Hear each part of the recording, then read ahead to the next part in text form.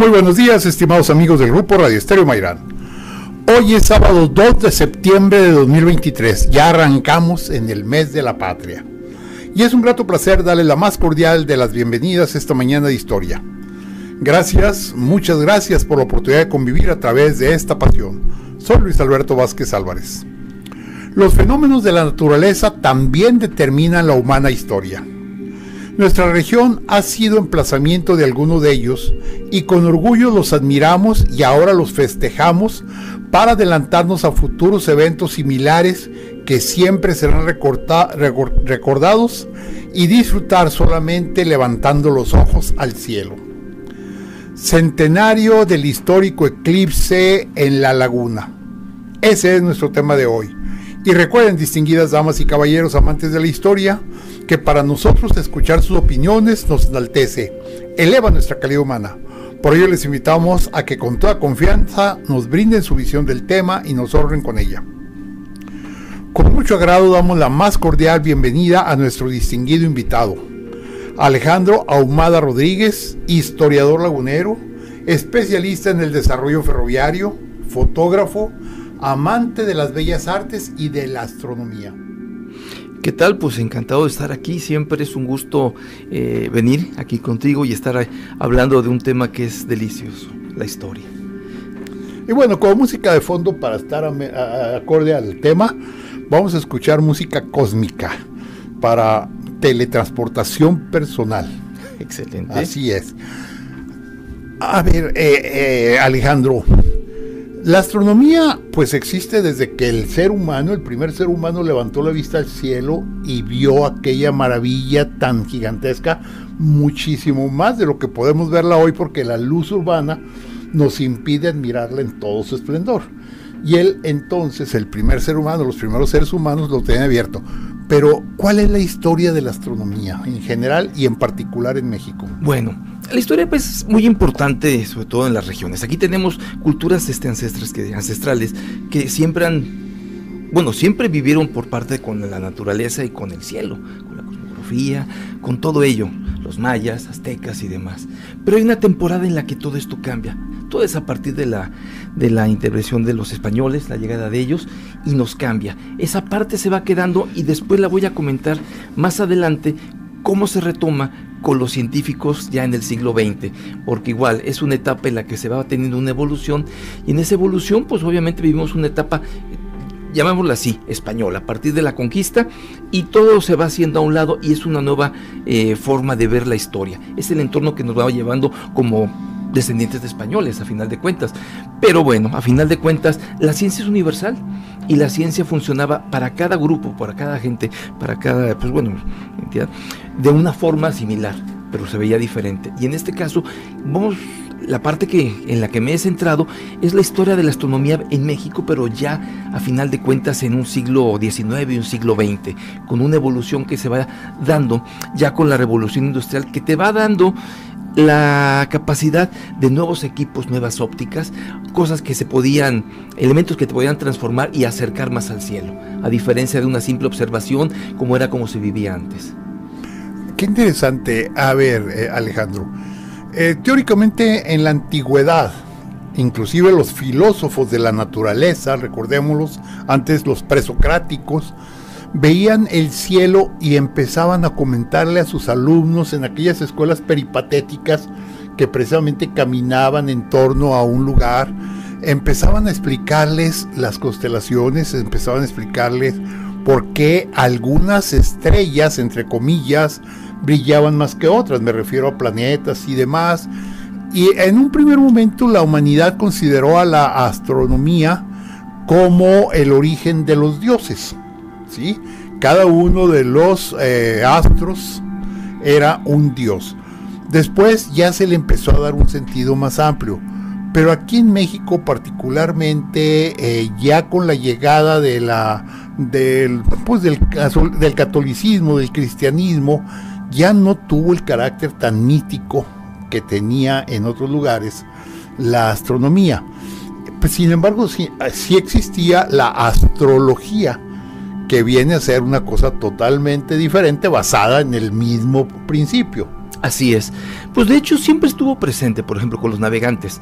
El astrolabio pues, era simplemente para ubicarte, fecha, lugar, hora. Es voltear a ver a las estrellas, el conocer el cielo. Igual para los aztecas y para los mayas. Al momento que estabas hablando de constelaciones, sí, ahí están presentes y no era más que la observación y la vida diaria. Los almanaques era una forma de ir dejando. Desde el siglo XVII, XVIII encuentras documentos donde el almanaque te va diciendo cuándo hay que sembrar. Y son los ciclos de la tierra, es la primavera, el verano, el otoño, el equinoccio, el solsticio, que a final de cuentas todo el tiempo han estado presentes y no ha sido más que la observación, la plática y la vivencia, el ponerlos a prueba. Y aquí ya vas avanzando después a esa vida cotidiana que brincaba nada más de decir, bueno, la conjunción o las estrellas o cuándo había que sembrar. Cosas por el estilo.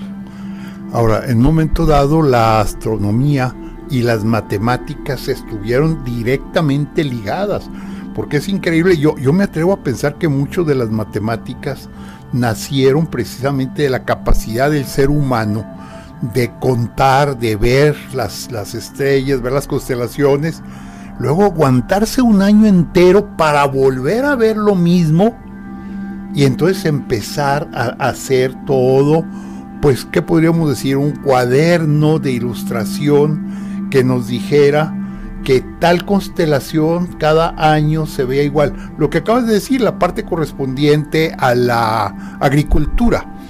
Es decir, es famoso que los egipcios sabían cuándo iba a venir la siguiente crecida del río Nilo, con lo cual podían sembrar, y eso lo hacían con base en la presencia de las estrellas. Creo que ahí en ese caso Sirio tenía un papel muy importante que jugar. Exacto, el movimiento de las corrientes, el mar, la marea alta, la marea baja, en el caso de la observación para el astrólogo, para dirigir, ahí estaban los instrumentos que se fueron desarrollando.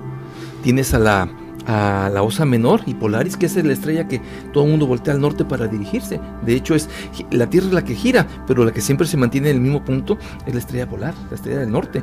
A partir de ahí se dividen, son 13 constelaciones y ahí empiezas a manejar los grados, que son las horas, y con ese te ubicas la hora, el lugar y la fecha. Hasta las estaciones, ¿no? Todo. Simplemente es matemática pura. Al final de cuentas es las fracciones. Todo eso va completamente ligado. Y no es más que una evolución. El hombre es el que empieza a complicarse todo. A final de cuentas, son las evoluciones incluso hasta del aprendizaje. Eran los geógrafos y después los astrónomos. Son ya derivaciones que se van haciendo y son materias más especializadas en la cual vas aprovechando y demás. En el caso de los eclipses, hasta la física. En los primeros, ¿cómo se llama? Observaciones solares. No me acuerdo la fecha, creo que siglo XVI. Empiezan a identificar los elementos que se forman, que está alrededor del Sol. Simplemente son en la luz. Cada ¿cómo se llama? Como un espectrógrafo, vas viendo los elementos que te van marcando en base al color. Entonces todo eso al momento de la práctica y utilizarlo en la vida, vas encontrando los elementos que están lejanos, pero que también están en la Tierra. Ahora bien, en la historia de la astronomía mexicana, hay muchas historias, ¿no? Recordemos que cuando llegó Cortés a lo que era Aztlán, a lo que era la Gran Tenochtitlan, ya lo estaban esperando.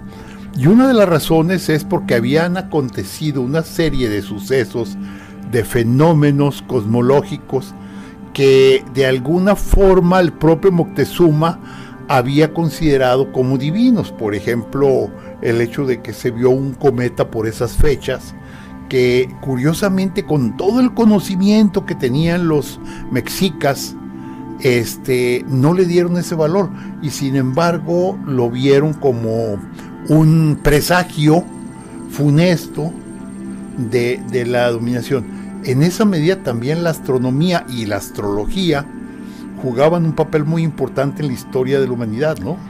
Bueno, yo lo veo así, son varias cosas: la religión, la filosofía y la ciencia.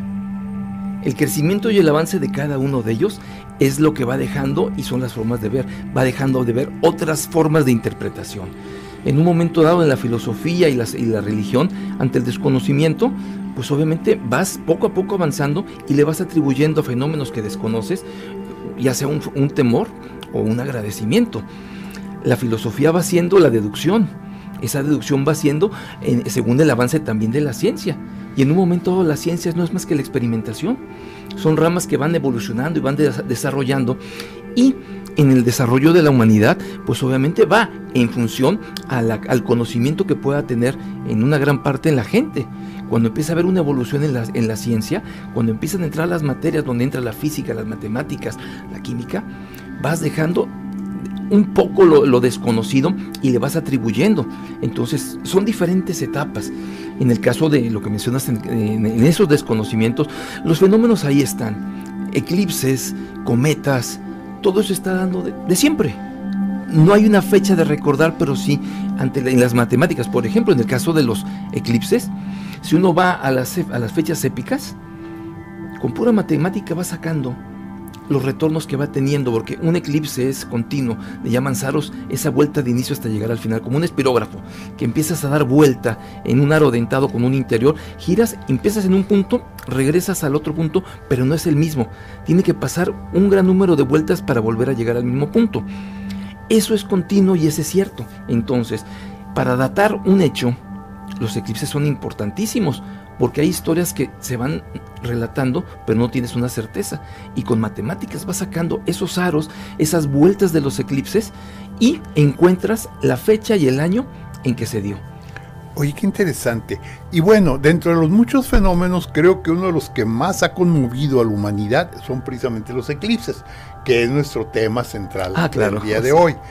Pero, ¿cuántos tipos de eclipse se conocen? Bueno, principalmente son dos, el anular y el total. Hay uno que son híbridos. En un momento dado es híbrido porque en el mismo trayecto de la sombra puedes ver una totalidad y un anillo, que no son muy comunes, pero igual, principalmente son totales y anulares. Porque al final de cuentas, recordemos que la Tierra tiene un punto de acercamiento máximo y uno lejano, según la época en la que estemos. Cuando más cercano estamos a la Tierra, la Luna tapa completamente al Sol. Cuando más está en el otro lado opuesto, alejado, es cuando es un anular, porque el Sol está más atrás. La Luna no tapa completamente en su distancia y nos deja ver un anillo, que de hecho vamos a tener un anular en octubre, y el próximo año tenemos uno total. Tenemos la fortuna porque también dentro de ese movimiento de sombras que siempre están, no siempre coinciden en la parte terrestre. Muchas veces es en el mar o lugares accesibles. Es difícil que en la vida de uno podamos tener un eclipse al que podamos acercarnos. También por eso es la maravilla, porque al final de cuentas son hechos continuos, pero no siempre coinciden en el lugar donde estamos viviendo. A ver, pero yo he escuchado eclipses solares, eclipses lunares. Ah, bueno, me centré, en la cuestión del solar. Sí, mira, a mí me gustaría que nos platicaras, ya nos dijiste que es anular y total, pero sí. ¿Eso sería qué? ¿Solar? Solar. Me faltó hacer la aclaración porque traía la idea en mente nada más eso, pero me faltó el lunar. Ok, entonces mira, ¿qué te parece si hacemos lo siguiente? Vamos a hacer una breve pausa. Y luego al regresar nos platicas cuáles son los solares y cuáles son lunares para poder captar con más precisión y también empezar a platicar de cuáles serían los que vamos a ver en breve y cómo fue aquel del cual estamos celebrando su centenario. Pero vamos a hacer una breve pausa y continuamos. El diálogo continúa después de esta pausa. Escúchanos en línea a través de www.noticierosgrem.com.mx. Diálogos con la historia. Q 91.1 FM. Es tiempo de continuar dialogando con la historia. Escúchanos en línea a través de www.noticierosgrem.com.mx. Diálogos con la historia. Q 91.1 FM. Regresamos a Diálogos con la Historia. Hoy estamos platicando de un tema muy interesante, el centenario del histórico eclipse en la laguna de 1923. Y ese va a ser nuestro tema, además de que también vamos a platicar cómo se va a celebrar este centenario. Con nosotros Alejandro Ahumada Rodríguez. Él es historiador lagunero, especialista en el desarrollo ferroviario particularmente, usted lo recuerda, ha estado con nosotros en varias ocasiones platicándonos acerca de los ferrocarriles, la cuna de la comarca lagunera precisamente. Él es fotógrafo, es amante de las bellas artes, pero también en sus inquietudes es amante de la astronomía. Y bueno, Alejandro, nos estabas platicando sobre los tipos de eclipses.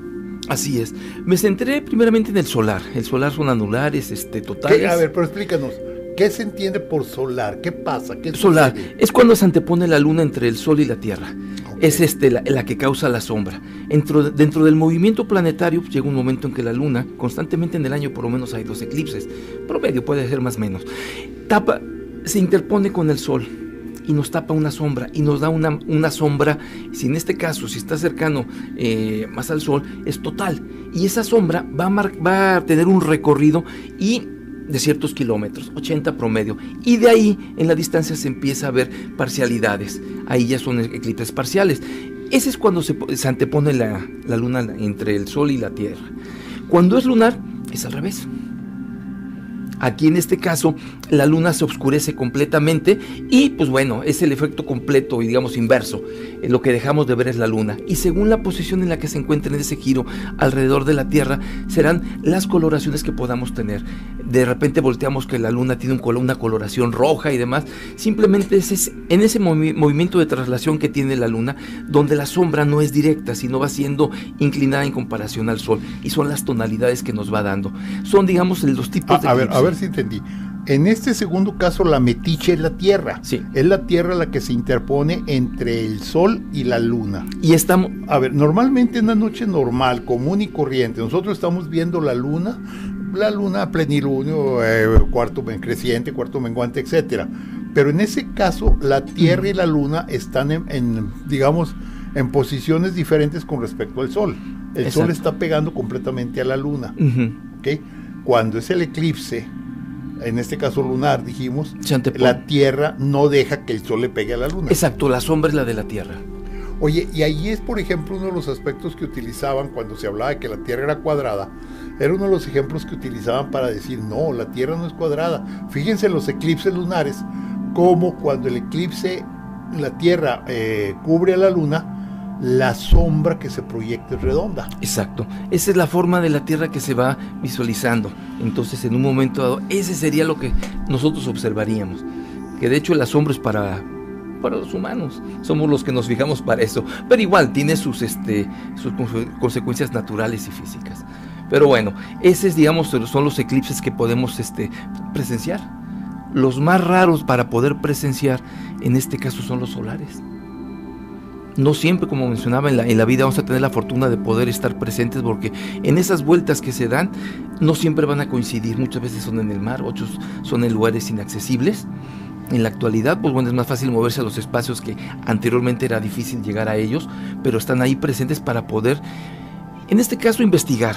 Está la parte científica, que digamos es la más importante, que es en esos momentos de oscuridad nos han dado la oportunidad de aprender en esos 3, 4, pueden ser 5 o 6 minutos máximo, que son los momentos en los que se puede observar, fotografiar la corona solar, ver las explosiones, las manchas. Vaya, son muchas de las cosas que nos aportan en la ciencia, que como lo hemos mencionado, vamos avanzando en el tiempo, y los aparatos que se van desarrollando nos permiten tener un mayor conocimiento. Alejandro, vas a decir que no sé ni lo que pregunto, pero dicen que hay más, que es más tonto el que no pregunta que las preguntas tontas. Si estuviéramos en Marte, allí hay 2 satélites, Deimos y Phobos, o Miedo y Terror. ¿Podríamos también tener eclipses y serían de mayor frecuencia? Mira, me pones una pregunta que normalmente no me había puesto a pensar. Si tiene el movimiento alrededor de Marte, obviamente en la coincidencia donde estés tú abajo viendo, al momento de hacer sombra, en ese momento sería el eclipse. No estoy tan metido en la astronomía, estoy más en la historia, pero bueno, a final de cuentas es la sombra que te provoca al estar tú en el punto donde se atraviesa.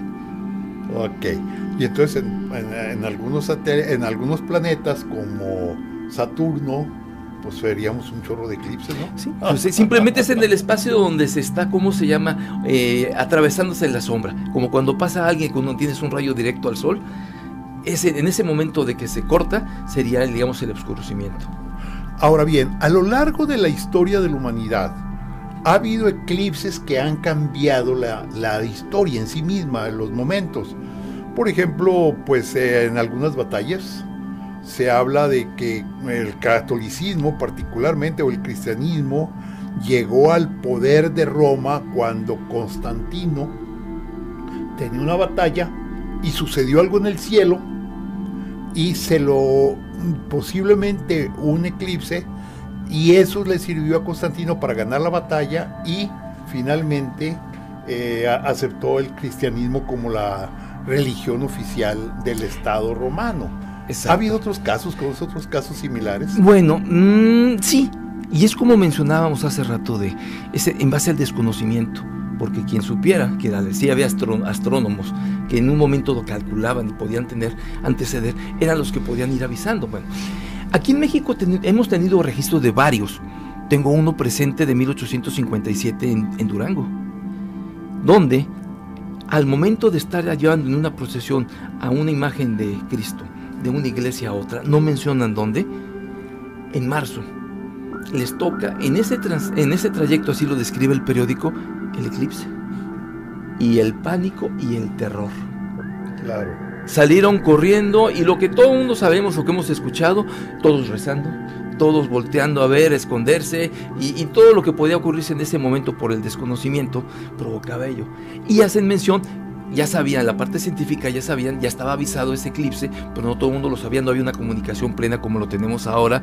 Los periódicos eran de poca circulación, los contactos los tenían y tardaban más en llegar. Pero en este caso, pues ahí la descripción desde el presente se hace muy graciosa, pero ya me imagino estarla viviendo en ese momento de querer interpretar qué estaba pasando, y más identificándolo con el traslado de Cristo. Sí, fue el momento preciso, pero creo que a lo largo de la historia de la humanidad ha habido muchos detalles como esos. Sí, en las guerras, como se ha mencionado, sí. Y en el desconocimiento le atribuyen simplemente el firmar la paz. Es como un augurio o algo que les están haciendo llegar, pero solamente ahí. Alejandro, platícanos del eclipse, del cual vamos a celebrar la semana que entra su centenario. A ver, danos los detalles. Esto sucedió en 1923. Como he mencionado, siempre ha habido eclipses, pero no todos coincidían en lugares que la gente pudiera verlo.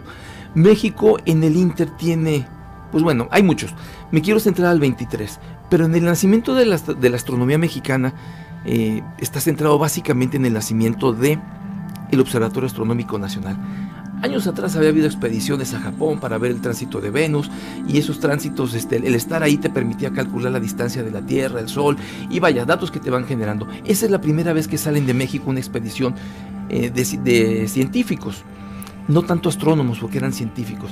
La evolución de la ciencia, la astronomía, de la geografía a la ciencia, empieza con Comte, con el positivismo.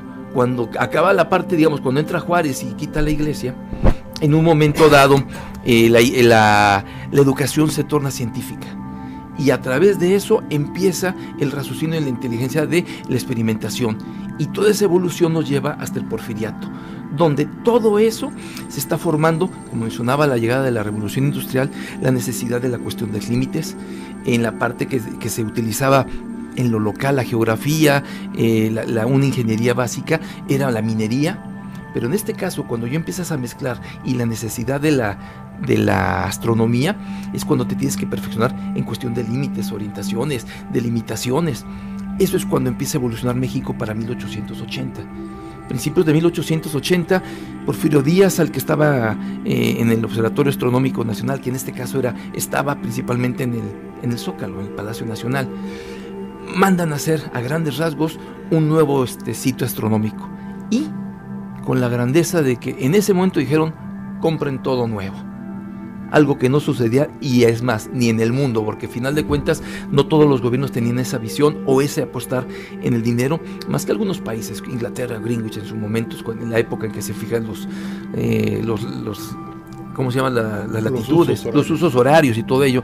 Entonces, cuando se decide hacer eso, era esa necesidad, límites. Los primeros ingenieros o geógrafos evolucionan, las carreras empiezan a modificarse junto a la astronomía, y ese parteaguas provoca que en ese movimiento de la astronomía, con esa evolución, nos lleve a un espacio mundial. Se compran los equipos, el que estaba como encargado era Ángel Anguiano, le dicen, es un ingeniero, compra todo, y tiene que viajar a Europa para poder preguntar en todos los sitios especializados, en todos los observatorios principales, Potsdam, Greenwich, en Francia, en cada uno, cuál es el mejor equipo.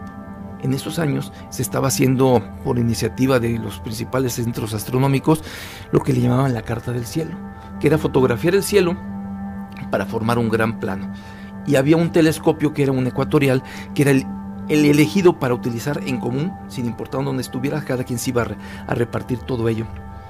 Se compra el equipo, llegan a Groups, que es una empresa irlandesa, la mejor, la que surte todo a todos, y se compra todo, pero con una gran desventaja. La ventaja era que se compró todo nuevo y lo mejor en el momento, pero la desventaja es que no había astrónomos formados, y te llega la caja sin el instructivo.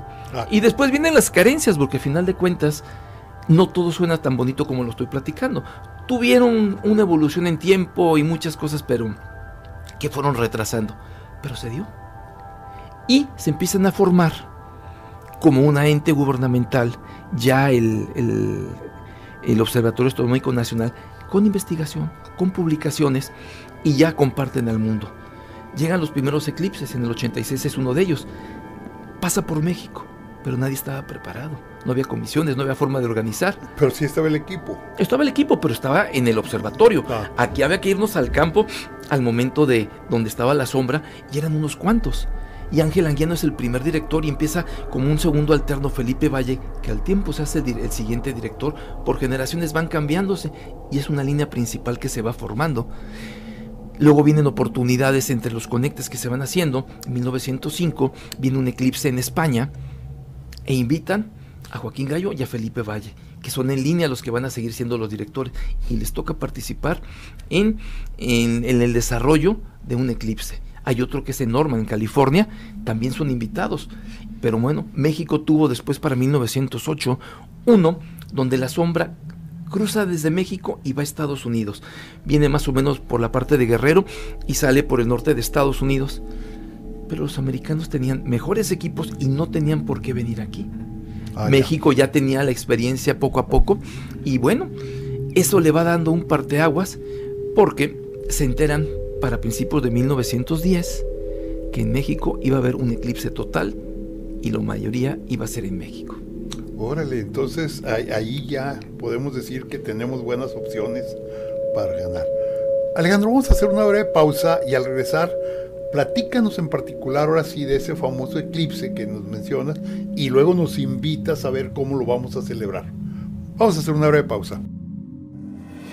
El diálogo continúa después de esta pausa. Escúchanos en línea a través de www.noticierosgrem.com.mx.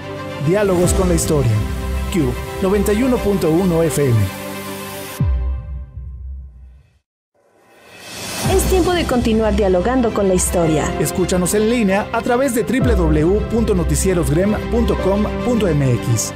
Diálogos con la historia. Q 91.1 FM. Regresamos a Diálogos con la Historia. Estamos platicando con Alejandro Ahumada Rodríguez. Él es historiador lagunero. Él es especialista en el desarrollo ferroviario, fotógrafo, amante de las bellas artes y amante de la astronomía. Y nos está platicando precisamente del centenario del histórico eclipse que pudimos admirar aquí en la laguna. Pero Alejandro, antes de ese eclipse, mencionabas que durante las fiestas patrias hubo otro eclipse en México. Bueno, no tanto como otro eclipse. En 1910, en los festejos de la independencia, el entorno que se vivía era una efervescencia en la ciencia y la educación, en todos los ámbitos, increíble. En México se formaban grupos, asociaciones, Y centrándonos en la astronomía, pues bueno, se hace un congreso donde se juntan, un congreso sobre todo de la hispanidad, para ver una forma diferente en esa época, cómo había sido la independencia, y se presenta una investigación de un astrónomo importante de la época, David Todd. David Todd para ese momento presenta un libro que era los eclipses en 300 años en México. Y ahí estaban, digamos, hasta el presente. Una obra que valdría la pena conseguir, ¿no? Está en línea, por ahí se puede encontrar, okay. De hecho es parte de la historia como la voy armando. Y ahí vienen todos los eclipses que iba a haber en México. Va a haber en México, de hecho no se limitó. Tiene fallas en la época por cálculos y demás. Pero bueno, en ese momento Joaquín Gallo, que es el que toma la iniciativa para cuando va a ser el evento de 1923, ya en una época revolucionaria, es cuando se entera, y él mismo dice que le toca ver esa presentación, el de joven, y en ese momento se emociona y lo toma como propio. Hay una evolución, viene la revolución, detiene la ciencia, la astronomía, el país, en una evolución en ese sentido. ¿Y qué sucede? Pues bueno, el eclipse iba a suceder. A nivel mundial, en la Primera Guerra Mundial, que también afecta a todo mundo. Los alemanes eran un grupo muy especial que, a final de cuentas, esos alemanes llegaron a Pasaje. En ese momento, rápidamente, la teoría de Einstein, con un físico teórico, al momento de la única forma de poder contrastar esa teoría que había, en la primera etapa no se podía contrastar hasta que le mete en la mejora la gravedad. Y cuando le mete la gravedad a la teoría, la única forma de poder comprobar eso que traía en la cabeza era con experimentos en un eclipse, donde la luz que venía de las estrellas, cuando se interpone la luna, debería tener por la gravedad una desviación. ¿Cómo se hacía? Tomabas una fotografía en el eclipse, pasado el eclipse volvías a tomar una fotografía en la noche de las mismas estrellas, y al empatar las fotografías si había una desviación, y esa desviación que eran de milímetros, que era el cálculo que traía Einstein en todas sus fórmulas, con eso se comprobaba. Llega la Primera Guerra, el primero que le apuesta a Einstein es un alemán, Freundlich, que es el que destina toda su vida en la cuestión de todo lo que puede haber relacionado a la teoría de la relatividad. Crimea tiene un eclipse en 1914. Al momento están las expediciones americana y la alemana, se declara la guerra y les confiscan los equipos. No pueden hacer mediciones. La guerra detiene a Einstein, es cuando le mete ya la nueva relatividad con la gravedad. Si se hubiera hecho mediciones y hubieran capturado las fotos y checar, no hubiera funcionado la teoría de la relatividad, lo hubieran tachado como loco. Tuvo que meter la gravedad para que en sus cuentas saliera, y así fue. Los equipos se confiscan. En el 19 le toca a Eddington viajar a un eclipse a Sobral, en Brasil y en la costa africana. Sus resultados son pobres, pero finalizando la guerra, los ingleses son los que están diciendo, se comprueba. Mediáticamente se lo dan, no total. Hay un comité de ciencia, de científicos, y la mitad dice, para algo tan importante requieres tener más fotografías, porque las fotos podías tener preparación por años y llegas, y al momento, si está nublado, no hay fotos. Era lo común. En el 22 se van a Australia, y en Australia, Willis Wallace Campbell de la Universidad de Lick logra las mejores fotos y le dan la aprobación de la teoría. A Einstein se la dieron a Eddington con el mediático, pero la ciencia no. A la otra la comprueban y lo ponen en unos parrafitos en páginas interiores, y así. Pero bueno, ¿qué le da a México? Porque era el siguiente eclipse, la oportunidad de seguir refrendando. El equipo alemán, y que llega a Pasaje, pues no podía venir por la cuestión. Pasaje Durango, que era uno de los lugares donde pasaba la sombra. Pasó desde San Diego, entró a Tijuana, Ensenada, pasó por Puerto Libertad, que son los lugares donde hay expediciones americanas, llega a la parte de Durango, Yerbaniz y Pasaje.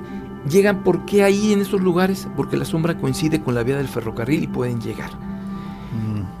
Bueno, entonces todo ese entorno que se da, pues México invita a Einstein, y Einstein no puede venir. Él no iba a venir de todas maneras porque era el físico que no iba a estar un mes en el campamento. Entonces el equipo alemán, que era con Freundlich, que estuvo toda su vida, ahí choca, se enojan y nombra a un segundo, que es el que forma Einstein el equipo alemán, que era con Ludenhoff de Potsdam, Short, que era de Hamburgo. Eran las dos posibilidades, y México le paga. Si México no le paga el viaje, no vienen. Y la importancia era por Einstein. Yerbaniz llegan norteamericanos, pero era una universidad con muchos recursos, una universidad, vaya, que gasta hasta un seguro para, si hay nubes, no había problema. Pero bueno, llegan acá. Gallo les da las opciones para dónde llegar, y a Pasaje llegan Ludenhoff con Short, y traen un equipo especial que es el que confiscan en Crimea, un telescopio doble, que era para poder ver con ciertos filtros diferentes espectros de luz para poder checar. Se da ese evento, llegan aquí, la peor sequía que habíamos tenido por 3-4 años, justo cuando llegan, el eclipse era el día 10, mediados de agosto, el diluvio, y no dejó de llover hasta el último día de septiembre.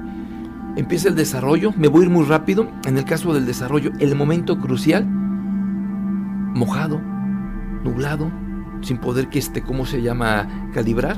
La madrugada anterior pudieron los alemanes calibrar el equipo. Al momento de la oscuridad total, desde arriba, ¡pum!, abren el cielo.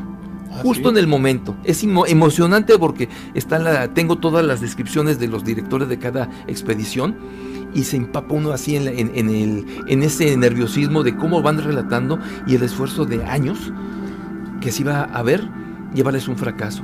Las expediciones al norte de México, fracaso total, nubes, no se pudo hacer. Yervanís y Pasaje fueron el éxito.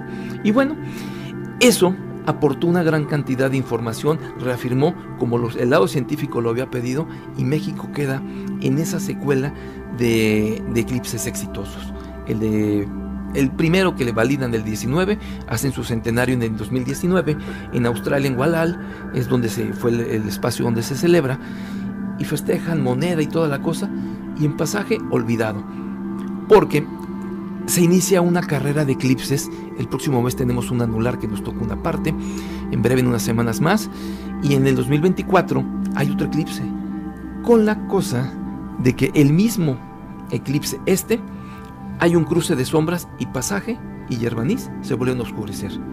La historia que encuentro con la gente de Pasaje decía, mi abuelo me contaba, sí fue cierto. Y lo mismo en Yervanís.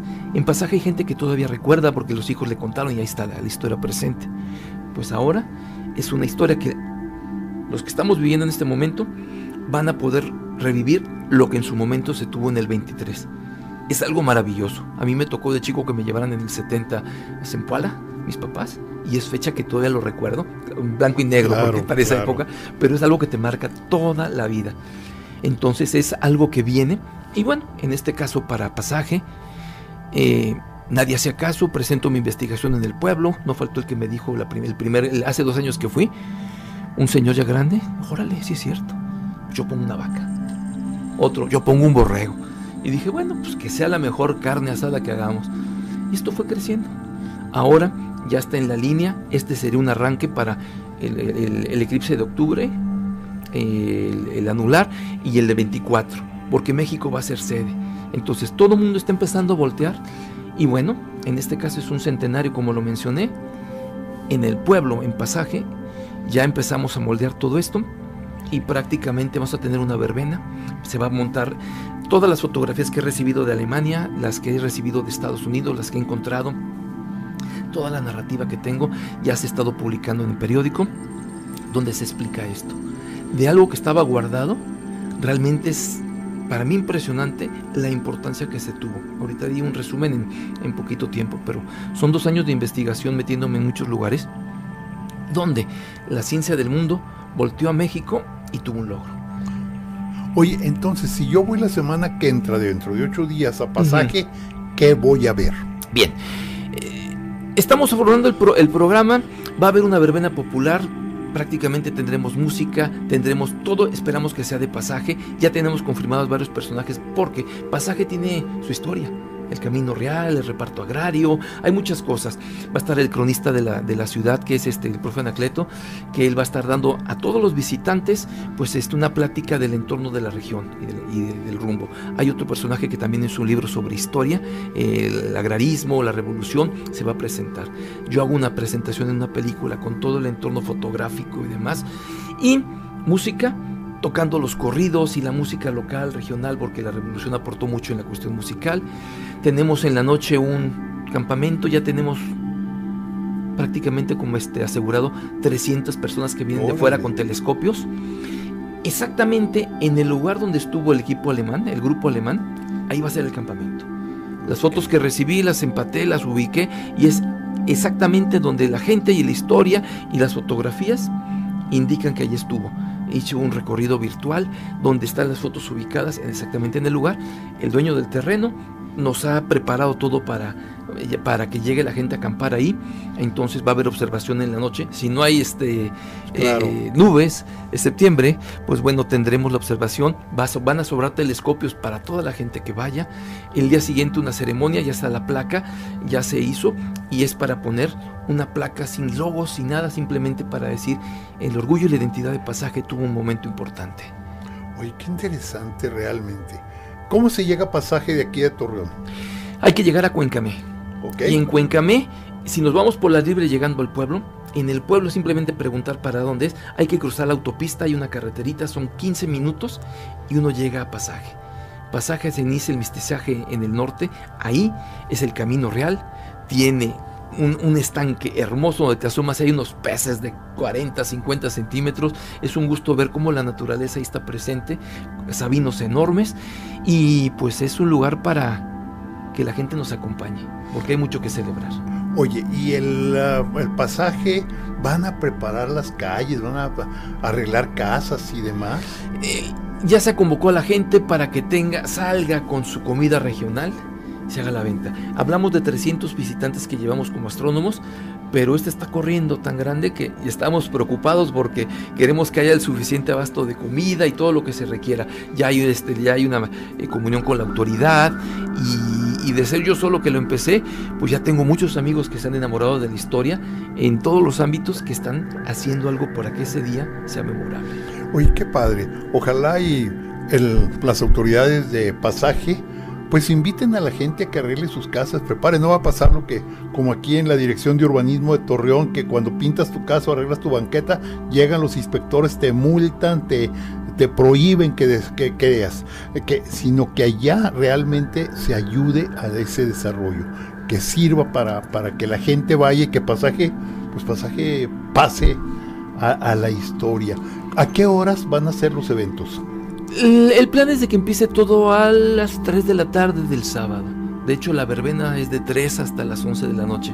Entre pláticas en la casa de la comunidad de Ejido, ahí serán las pláticas, y afuera tendremos cuentacuentos. Ya nos está confirmando también una persona de Torreón, una cuentacuentos, para estar en la parte de los niños. La música, el baile y todo ello va a ser en la plaza, y en el kiosco más adelante y en el terreno donde vamos a acampar van a estar los telescopios.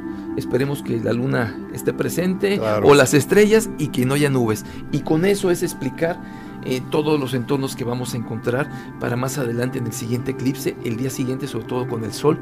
Va a haber pláticas de cómo proteger la vista, porque todo el mundo vamos a voltear, pero claro, muchos no sabemos cómo hacerlo, entonces no es nada más para lastimarnos. Oye, y en este caso particular, si yo llevo mi tienda de campaña, ¿va a haber seguridad? ¿Tengo Bien. Manera de...? Va a haber un registro que se va a hacer con la asociación del Grupo Astronómico de Gómez Palacio. Ahí se está recibiendo. Entren a Facebook como Grupo Astronómico Gómez Palacio. Va a haber un máximo de 100. Estamos procurando que sean familia. El entorno es familiar. Control completo, cero alcohol ni nada. Las autoridades van a estar presentes. Van a estar también coordinando con nosotros en un momento dado la seguridad. Y es para que vayan todo mundo. Si nos quieres acompañar, va a ser una noche espectacular. Viene una de las personas que trae lo que le llaman Ruta Eclipse, que es la persona encargada de coordinar una gran parte desde Durango hasta la frontera en todos los eclipses que vienen, en los 2 que mencioné. Magnífico. Pues Alejandro Ahumada Rodríguez, muchísimas gracias por esta invitación, y ojalá todos nos animemos el próximo sábado, de hoy en 8 días, a Pasaje Durango por vía Cuencamé. Vía Cuencamé, y es 1 hora y media más o menos para llegar. Magnífico. Bueno, pues todo el mundo está invitado. Gracias, Alejandro. Al contrario, y les esperamos por allá. Muchas gracias a mi compañera Claudia Martínez Martel en la coordinación general, a mi compañera Janet Gallardo en la dirección de grabación, y a ustedes, estimadas amigas, amigos, los esperamos el próximo sábado en otra historia aquí en Diálogos con la Historia. Muchas gracias, muy buenos días y feliz fin de semana.